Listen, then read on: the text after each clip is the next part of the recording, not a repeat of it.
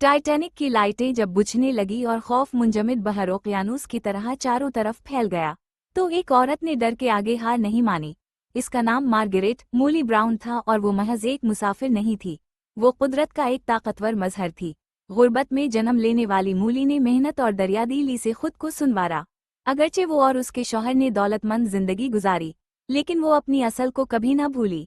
उसने भूखे लोगों को खाना खिलाया, लड़कियों की तालीम के लिए फंड जमा किए और इन मकासद के लिए लड़ी जिन्हें दूसरों ने नज़रअंदाज कर दिया। अप्रैल 1912 में वो अपने बीमार भांजे से मिलने टाइटैनिक पर सवार हुई, बेखबर कि वो सदी के सबसे बदनाम जमाना समंदरी हादसे का सामना करने वाली है। जब टाइटैनिक बर्फानी तौदे से टकराया तो वो घबराई नहीं। लाइफ बोट नंबर 6 में चढ़ते हुए उसने चप्पू थाम लिए। जब खौफ फैला और मल्ला हिम्मत हारने लगा, मूली ने कश्ती की बागडोर संभाल ली, दूसरों को इकट्ठा किया और डूबती हुई जहाज की मोहलिक कशिश से दूर रास्ता बनाया। उसने दूसरों के साथ मिलकर कश्ती खींची, जिंदा बच जाने वालों को तसल्ली दी और कारपैथी जहाज पर पहुंचकर इमदादी सामान का इंतजाम किया। जख्मियों से 3 जुबानों में बात की और जिन खानदानों का सब कुछ छीन गया था, उनके लिए चंदा जमा किया।